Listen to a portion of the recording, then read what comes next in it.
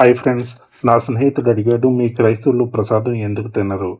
ప్రసాదం అంటే దేవునికి నైవేద్యంగా చేసి తర్వాత భక్తులకిచ్చే పవిత్రమైన ఆహారం అని చెప్పాడు. దానికి నేను తనకు చెప్పిన సమాధానం, నా స్నేహితుడా, నువ్వే చెప్పావు. ప్రసాదం అంటే మీ దేవతలకు సమర్పించిన నైవేద్యమని.